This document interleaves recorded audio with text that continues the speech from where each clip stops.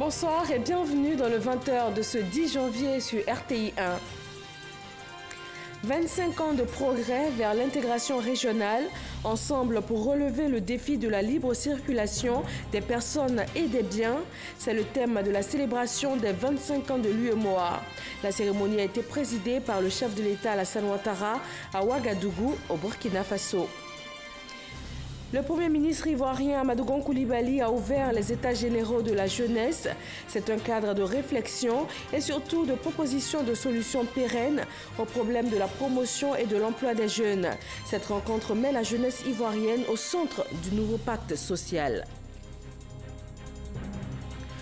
La réforme de la commission électorale ivoirienne CEI est au cœur des débats sur la scène politique ivoirienne.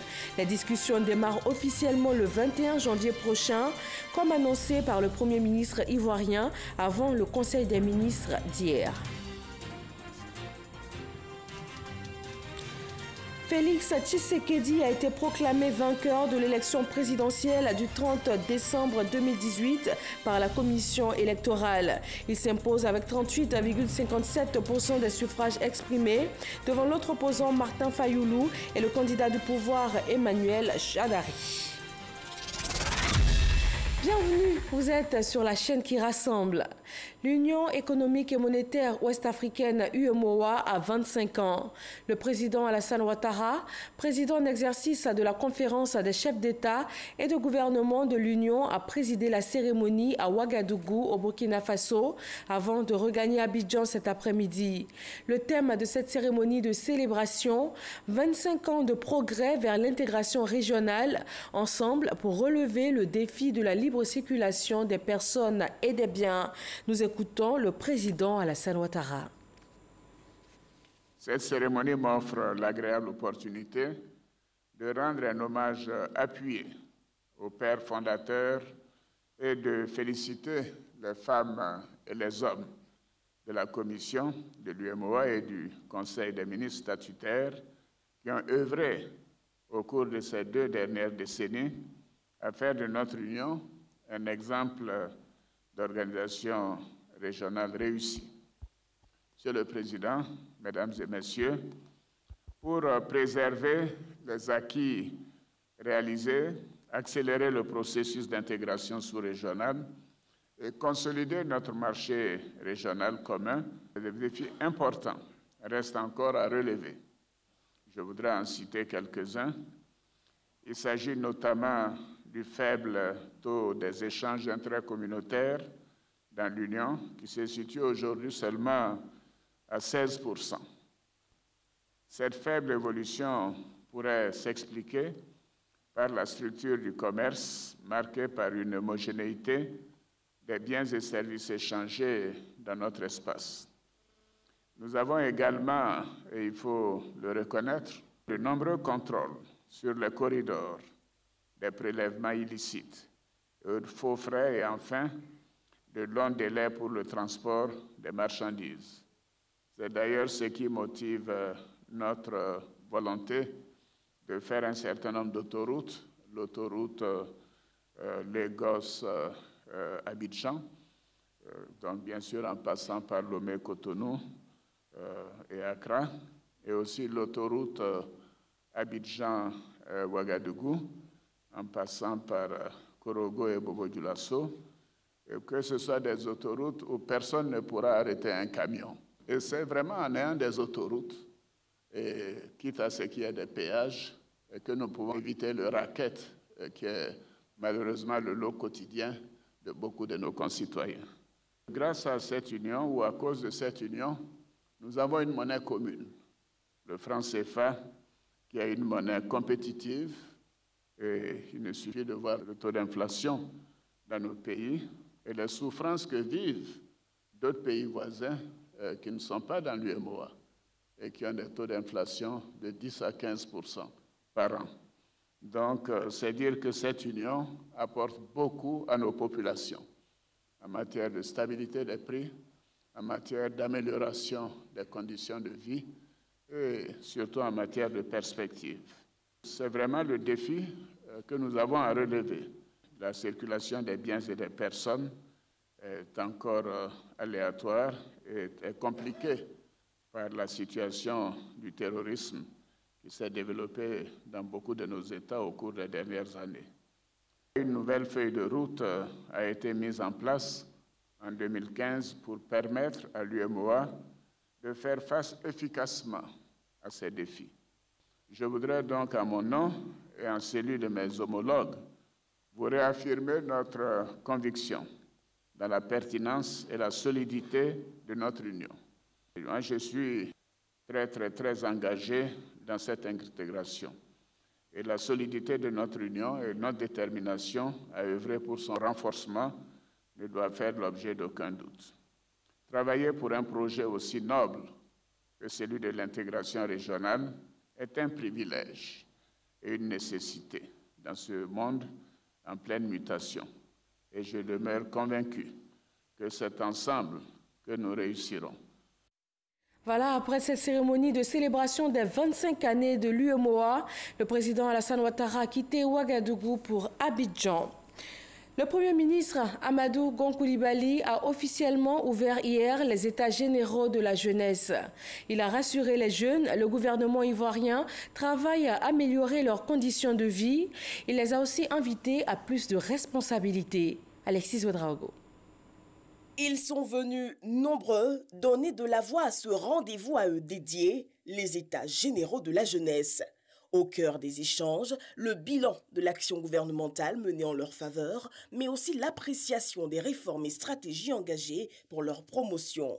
Sur initiative du ministère de la Promotion de la Jeunesse et de l'Emploi des Jeunes, la rencontre entend sceller un nouveau pacte avec la jeunesse. Les préoccupations des jeunes s'expriment aussi en termes de conflits de génération. Certains parmi eux ont l'impression de ne plus être entendus, d'être les oubliés de la société. Je voudrais les rassurer que la prise en compte de leurs préoccupations sera le tremplin du nouveau pacte social entre eux et l'État. Emmanuel Edima, porte-parole des jeunes, a adressé plusieurs doléances aux autorités, parmi elles la prise d'un décret pour le renforcement du statut de l'institution. Une journée d'échange entre jeunes et chefs d'État est aussi demandée. Président de la cérémonie, le Premier ministre, chef du gouvernement, a exhorté les jeunes gens au travail, mais surtout au civisme. Chacun de nous a eu 18 ans. Chacun de nous a été dans une école. Chacun de nous a été à l'université ou dans une grande école. Chacun de nous a aussi un peu grévé. Mais quand nous faisions grève à notre époque, en 1977, au lycée de Dabou, on ne cassait pas. On ne cassait pas. On revendiquait. Je suis heureux que la question du civisme soit revenue dans les programmes scolaires. Plusieurs représentants des jeunesses des pays de la CEDEAO et autres grands témoins modèles ont pris part à la rencontre qui refermera ses portes ce vendredi. La nouvelle annexe fiscale à la loi des finances 2019 a été présentée aux acteurs du monde des finances. Les mesures qui ont fait leur apparition ont été expliquées au patronat ivoirien. Elles sont notamment en faveur des PME et de la formation des jeunes. Cheikh Koné.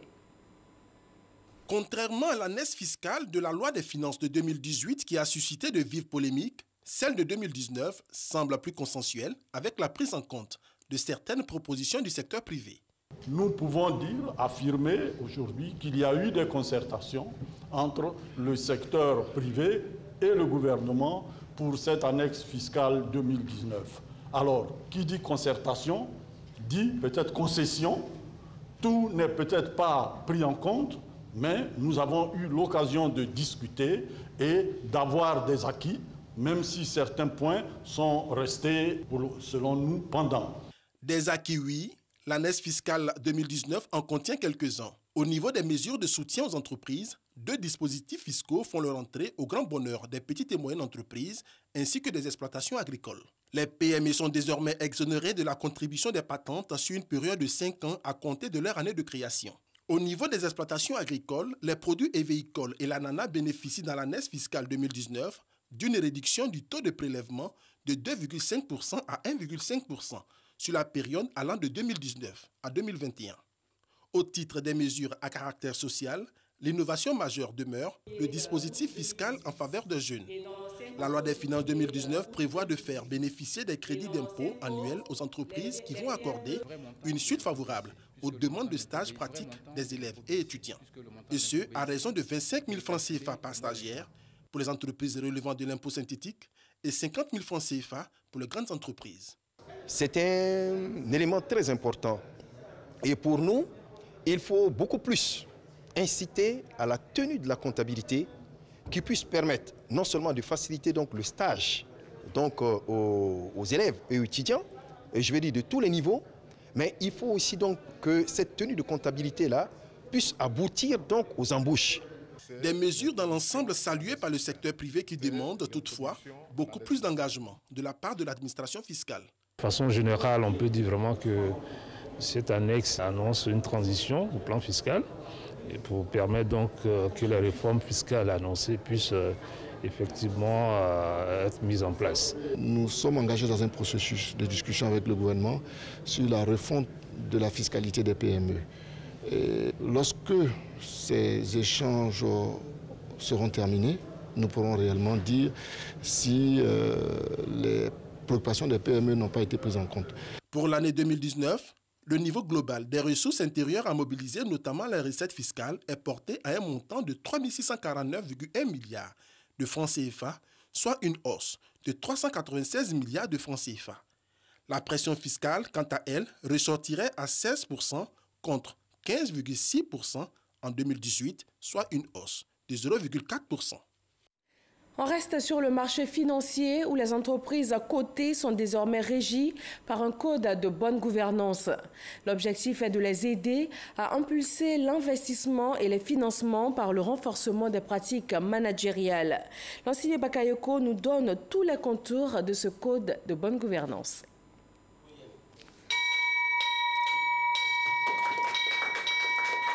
À travers cet accord de coopération, la Société financière internationale s'engage à accompagner la Bourse régionale des valeurs mobilières dans la conception, l'élaboration, la rédaction et la mise en œuvre d'un code de gouvernance d'entreprise en faveur des sociétés cotées. Il s'agit d'amener ces entreprises cotées à adopter les meilleures pratiques en matière de management. Il s'avère aujourd'hui que les bonnes pratiques de gouvernance d'entreprise permettent de renforcer les performances opérationnelles et financières et d'accroître l'attractivité des entreprises vis-à-vis des investisseurs. Or, attirer les investissements et les financements est devenu un enjeu majeur dans l'environnement économique de nos jours.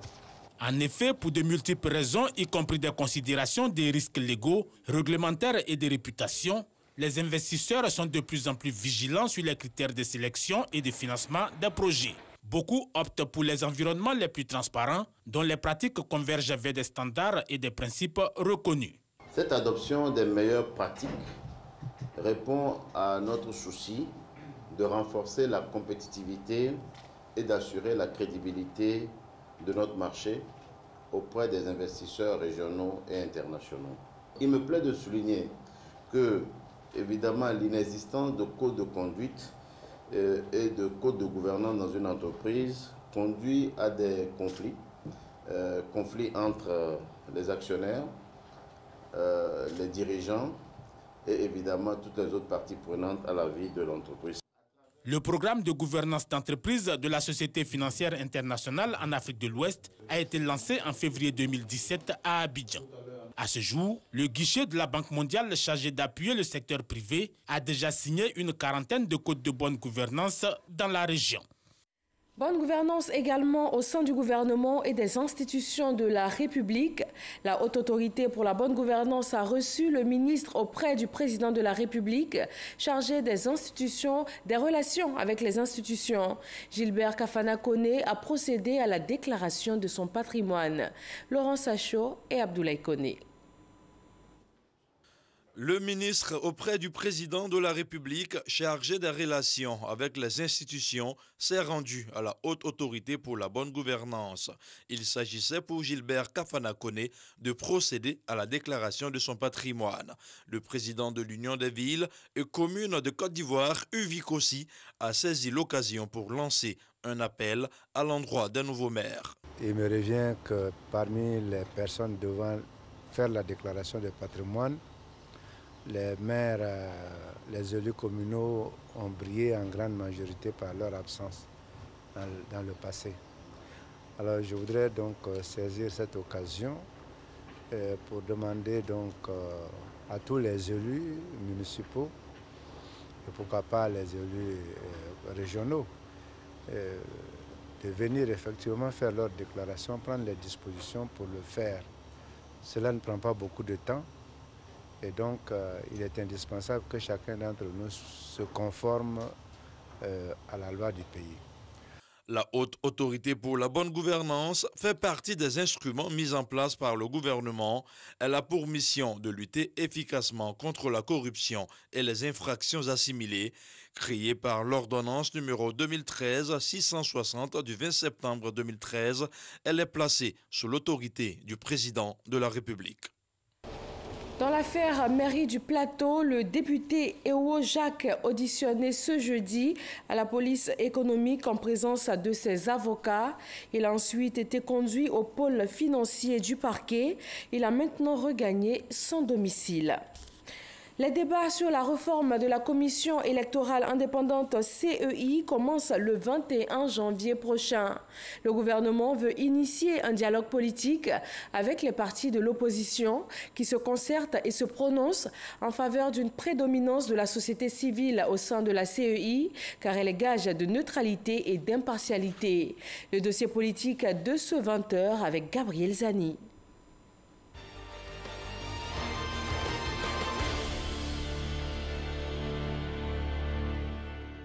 En ce début d'année, la réforme de la CEI, la commission électorale indépendante, cristallise à toutes les attentions. Le gouvernement s'attellera à la mise en œuvre au cours de cette année d'autres grandes orientations de votre message à la nation. Je voudrais citer le démarrage du dialogue politique en vue du réexamen de la composition de la commission électorale donc indépendante. À cet égard, les formations politiques seront saisies cette semaine pour une invitation à commencer à discuter à compter du lundi 21 janvier. Une annonce faite au cours du premier conseil des ministres de 2019 signe que le gouvernement prend toute la mesure d'engager très tôt les débats sur la CEI dont la réforme est réclamée depuis quelques années par l'opposition et une partie de la société civile. Nous avons observé dans nos recherches que la commission électorale indépendante dans sa composition était contraire aux dispositions de la Charte africaine de la démocratie et des élections qui prescrit la mise en place d'organes indépendants et impartiaux. Et le déséquilibre au niveau de la CEI vient du fait qu'on note après examen qu'il y a une surreprésentation du parti au pouvoir.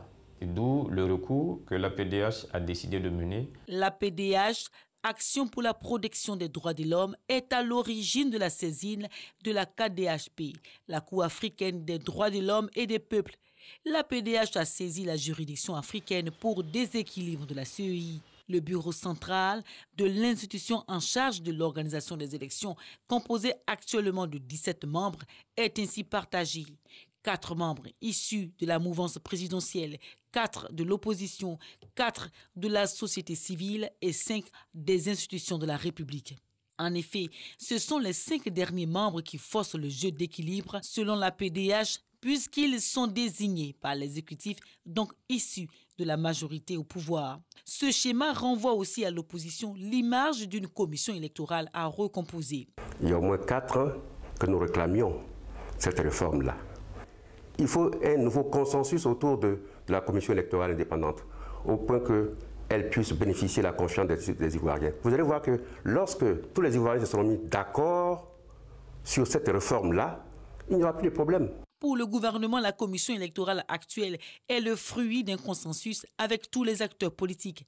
Le Premier ministre Amadou Gon Coulibaly l'avait souligné lors d'une conférence de presse en février 2018 à la primature.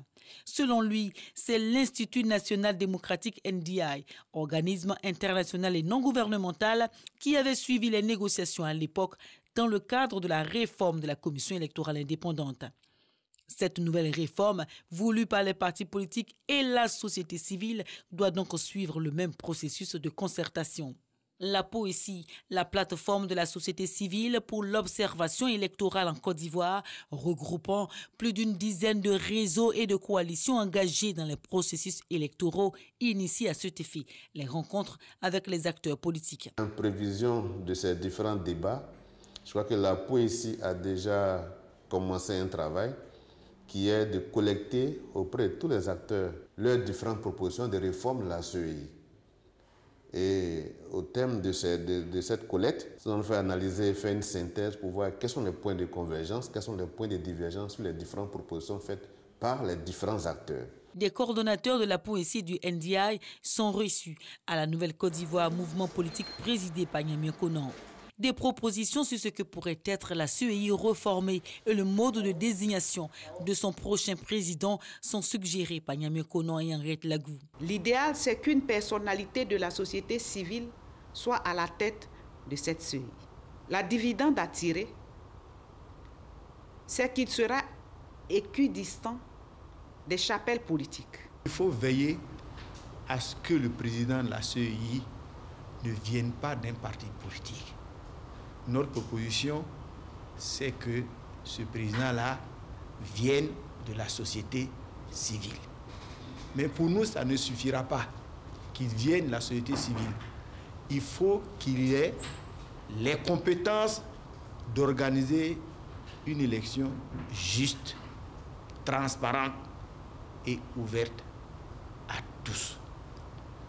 Alors pour nous, le seul mode de désignation valable pour avoir une telle personnalité, c'est l'appel à candidature.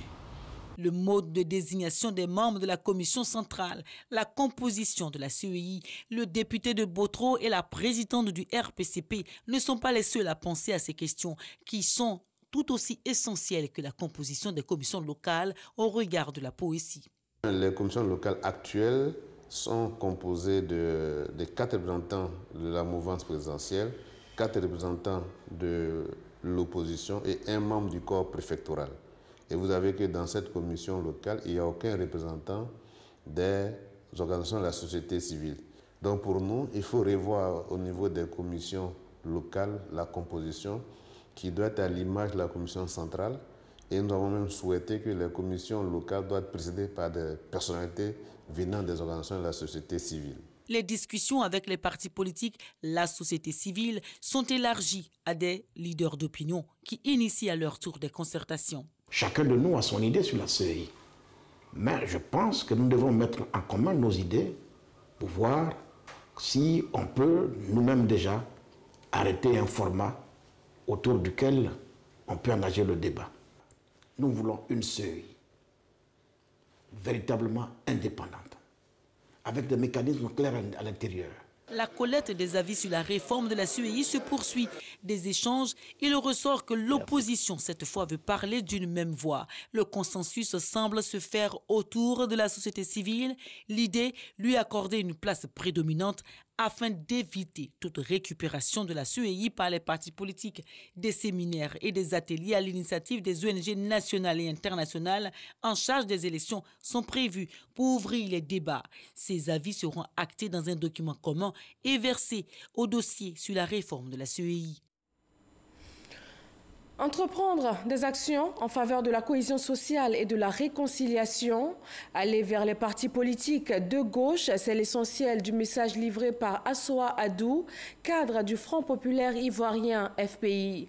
Il a animé un point de presse à la résidence de l'ex-chef d'État ivoirien Laurent Gbagbo dans la commune de Cocody. Moussa Konaté. Le Front populaire ivoirien s'engage à aller vers les partis politiques de gauche pour mener des actions de réconciliation. C'est l'annonce faite par Assoa Adou, cadre du parti. Il affirme la volonté du FPI à œuvrer pour la stabilité et la cohésion sociale. Le président Laurent Gbagbo a instruit l'ensemble de la direction du parti à, premièrement, entreprendre sans délai toutes les initiatives nécessaires en vue de la promotion et de la mise en œuvre effective de la réconciliation nationale et de la cohésion sociale. Deuxièmement, il demande au Front populaire ivoirien d'approcher les partis politiques de gauche pour renforcer et s'approprier davantage la problématique de la réconciliation nationale, gage de la stabilité d'une paix durable en Côte d'Ivoire. Selon Assoa Adou, le FPI est également mis en mission auprès des acteurs politiques et de la société civile pour une mobilisation en faveur de la réconciliation. L'Alliance RHDP des transporteurs et conducteurs routiers a rassemblé les acteurs du secteur. Le mot d'ordre est de répondre à l'appel du comité d'organisation du congrès constitutif du RHDP du 26 janvier prochain. Rojan Telesoro et Herman Guivet. L'Alliance des transporteurs RHDP veut prendre pleinement sa place dans l'organisation du congrès constitutif du RHDP qui se tiendra le 26 janvier prochain. Pour cette alliance, l'ère du pré-congrès commande la mobilisation des troupes.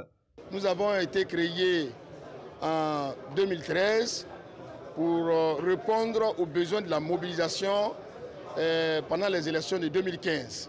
Aujourd'hui, on peut affirmer que l'Alliance représente plus de 90% des acteurs du transport qui sont membres donc du RHDP. Des congressistes impliqués dans la vie du RHDP, version parti politique unifié, des directives leur ont été données. Les acteurs du secteur du transport routier ont décidé d'orienter leur vision totalement et entièrement à l'Alliance RHDP, parti unifié. L'Alliance des transporteurs RHDP qui a bénéficié du soutien de cadres du parti. Le transport étant au cœur de toutes nos activités, que ce soit de développement économique et social, donc il est bon que ceux des transporteurs qui soutiennent donc la paix et la stabilité, que cela soit soutenu donc par le ministre de tutelle.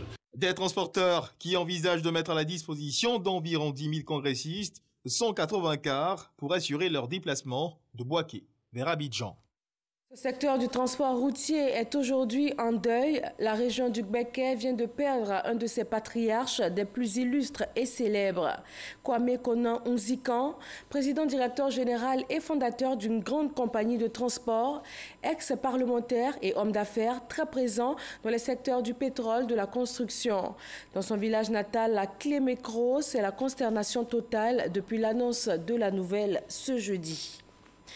Dans le domaine de la santé, la phase expérimentale de la couverture maladie universelle a pris fin le 31 décembre dernier.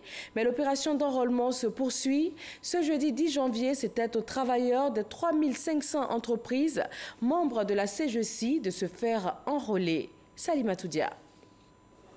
À travers cet enrôlement symbolique à la couverture maladie universelle, le directeur exécutif du patronat ivoirien lance l'opération d'enrôlement pour les 3500 entreprises membres de la Confédération générale des entreprises de Côte d'Ivoire. Les 300 000 salariés sont invités à prendre part au processus afin de bénéficier et de contribuer au renforcement de la protection sociale des travailleurs. La loi fait de la CMU le seul régime légal obligatoire en Côte d'Ivoire. En conséquence, l'assurance privée que tous les membres, notamment de la CGECI, ont, devient complémentaire et ne saurait bénéficier qu'à l'assuré qui est déjà couvert par la CMU. Ce qui veut dire que pour bénéficier de nos assurances, nous devrions au préalable être couverts par la CMU. Vous comprenez le sens de notre action de ce jour, inviter nos membres et au-delà tous les acteurs du secteur privé à s'y conformer. Dans le secteur privé, seulement 15% de l'effectif de l'ensemble des salariés est enrôlé. Un taux jugé relativement faible qui emmène la Caisse nationale d'assurance maladie, l'ACNAM, à procéder au croisement des données biographiques et biométriques afin de booster le nombre d'enrôlés. Actuellement, le résultat escompté, c'était à peu près 1 204 000 travailleurs à peu près. Et nous étions à peu près 200 et quelques mille. Et par le croisement des fichiers, nous avons pu croiser 619 000, donc ce qui nous amène à peu près 850 000 personnes pour lesquelles on peut tirer directement des cartes. Il nous reste encore au niveau des travailleurs à peu près 400 et quelques mille. Une des solutions qui a été trouvée, créer ici un pôle pour pouvoir recevoir les photocopies de CNI. Et à partir de là, on peut faire un croisement direct avec l'ONI et imprimer directement les cartes qui seront remis, n'est-ce pas, aux travailleurs. La phase expérimentale de la CEMU a pris fin le 31 décembre dernier et les résultats sont positifs selon la CNAM. Toutefois, la communication est de mise. Pour rappel, seulement 5% des populations vivant en Côte d'Ivoire bénéficient d'une couverture contre le risque maladie. En République démocratique du Congo, Félix Tshisekedi a été proclamé vainqueur de l'élection présidentielle du 30 décembre 2018 par la commission électorale avec 38,57% des suffrages exprimés. Laurent Sacho et Kolo Koulibaly. Après une nuit d'attente, les résultats sont tombés. Félix Tshisekedi est désigné vainqueur de l'élection présidentielle du 30 décembre dernier par la commission électorale.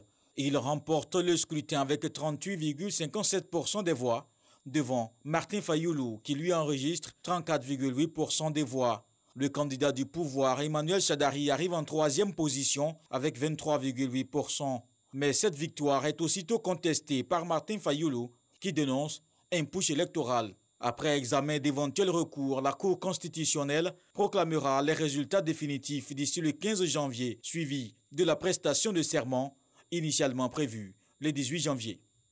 Et c'est ce point de l'actualité en RDC qui met fin à ce 20h. Merci de votre attention. Rendez-vous à 23h avec Marine Cognan sur RTI 1. Bonsoir à tous.